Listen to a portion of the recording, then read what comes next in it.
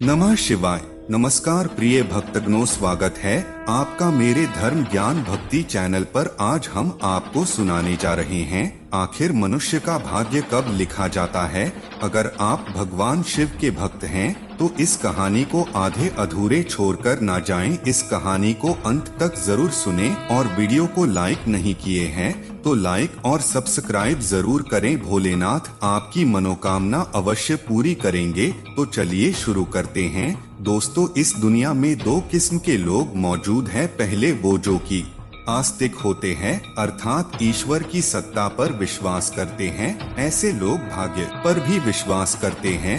लेकिन कुछ लोग ऐसे होते हैं जो कि नास्तिक होते हैं, अर्थात वो ईश्वर पर विश्वास नहीं करते हैं। ऐसे लोग भाग्य पर भी विश्वास नहीं करते हैं। दोस्तों, यदि देखा जाए तो सब कुछ ईश्वर के द्वारा पहले से ही निर्धारित होता है। जब बच्चा धरती पर जन्म लेता है तो उसके जन्म से पूर्व ही उसके भाग्य का निर्धारण ईश्वर द्वारा कर दिया जाता है। ऐसे में कुछ लोग ये कहेंगे कि जब सब कुछ हमारे भाग्य में पहले से ही निर्धारित है तो हमें कर्म करने की क्या आवश्यकता है। तो दोस्तों, मैं आपको बता दूं कि कर्म करना बहुत जरूरी है, क्योंकि जो हम कर्म करते हैं इसी कर्म के आधार पर हमारा अगला जन्म निर्धारित होता है। आज हम इसी के बारे में आपको विस्तार से जानकारी देंगे। दोस्तों, आपने श्री कृष्णा धारावाहिक जरूर देखा होगा। कंस की मृत्यु की आकाशवाणी पहले ही हो चुकी थी, जिसमें कहा गया था कि देवकी के गर्भ से स्वयं भगवान जन्म लेंगे, जो कि देवकी का 8वां संतान होगा और उसी के हाथों कंस का वध होगा। भविष्यवाणी के अनुसार देवकी के गर्भ से श्री कृष्ण ने अवतार लिया था और इन्होंने नीति द्वारा निर्धारित समय पर कंस का वध भी किया और अपने माता पिता को कारागार से मुक्त भी करवाया। तो दोस्तों, यह सब कुछ पहले से ही निर्धारित था। दोस्तों, जो भी मनुष्य इस धरती पर जन्म लेता है उसका भाग्य सब कुछ विधाता द्वारा पहले से निर्धारित कर दिया जाता है। जैसे कि शिशु का जन्म कब, कहाँ तथा कैसे होगा, उसके जीवन में क्या क्या घटनाएं घटित होगी, उसका विवाह कब, कहाँ तथा कैसे होगा और किससे होगा, बच्चा अपने जीवन में कितना कमाएगा और कितनी प्रॉपर्टी बनाएगा, बच्चे की मृत्यु कब, कहाँ तथा कैसे होगी, ये सब कुछ पहले से ही निर्धारित होता है। दोस्तों, एक बार जो विधाता ने लिख दिया वो चाहकर भी नहीं बदला जा सकता है। वो घटित होना ही होना है तथा इसे कोई नहीं रोक सकता है। दोस्तों, रामायण आपने देखा होगा। यह पहले से ही निश्चित था कि भगवान राम को 14 वर्ष का वनवास मिलेगा। इसका मुख्य कारण भगवान श्री राम के द्वारा रावण का वध होना निश्चित था। दोस्तों, एक बात का ध्यान रखिएगा कि आप अच्छे या बुरे जैसे भी कर्म करते हैं, इसी के आधार पर आपका अगला जन्म और भाग्य निर्धारित होता है। हमारे हिंदू धर्म शास्त्रों में कर्म को प्रधान कहा गया है, क्योंकि बिना कर्म के भाग्य कहाँ बनता है।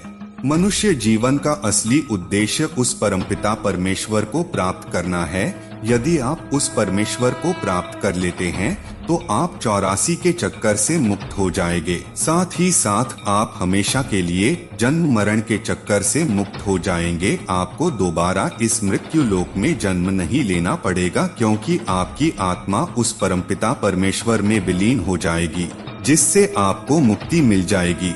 इसीलिए हमें हमेशा अच्छे कर्म करने चाहिए। हमेशा हमें दूसरों का भला करना चाहिए। यदि आपके नजर में कोई गरीब है, दीनहीन है, तो उसकी हमें मदद करनी चाहिए। ब्राह्मण और साधुजनों का हमें आदर सत्कार करना चाहिए। हमेशा हमें ईश्वर की पूजा करनी चाहिए। उसका प्रतिदिन हमें सुमिरन करना चाहिए, जिससे ये हमारा मानव जीवन सफल हो सके। लेकिन एक बात ध्यान रखिएगा, यदि आप बुरे कर्म करते हैं, लोगों को सताते हैं या लोगों को आप परेशान कर रहे हैं, तो आपको उसकी सजा इसी जन्म में भोगना पड़ेगा। आचार्य चाणक्य ने नीति शास्त्र में कई ऐसी चीजें बताए हैं जिनका पालन करके व्यक्ति सफल इंसान बनने के साथ समाज में मान सम्मान पा सकता है। चाणक्य ने अपने नीतियों में कई ऐसी बातें उजागर की है जिन्हें काफी लोग मानना पसंद नहीं करते हैं। आचार्य चाणक्य ने अपनी नीतियों को बहुत ही सोच समझकर लिखा है। इन नीतियों से मानव जीवन को सही दिशा मिलती है। आचार्य चाणक्य ने मनुष्य के जीवन संबंधी कई बातों का उजागर किया है। इसी तरह उन्होंने एक नीति में बताया है कि मनुष्य के जन्म लेने से पहले ही कुछ चीजें उसके भाग्य में लिख दी जाती है। ऐसे में इन 5 चीजों से वह चाह कर भी छुटकारा नहीं पा सकता है। तो क्या है बे, आइए जानते हैं। आचार्य चाणक्य ने अपने इस श्लोक के द्वारा बताने की कोशिश की है कि जब कोई मनुष्य माँ के गर्भ में होता है तभी उसके भाग्य का निर्धारण हो जाता है। जन्म से पहले ही उसकी उम्र के बारे में लिख दिया जाता है। इसलिए कहा जाता है कि हर किसी की मृत्यु का समय पहले से ही तय होता है। नीति शास्त्र के मुताबिक व्यक्ति कितनी विद्या यानी पढ़ाई करेगा, इसके बारे में भी भाग्य में भी लिख दिया जाता है। इसलिए कई बार हम चाह कर भी कुछ चीजों को हासिल नहीं कर पाते हैं।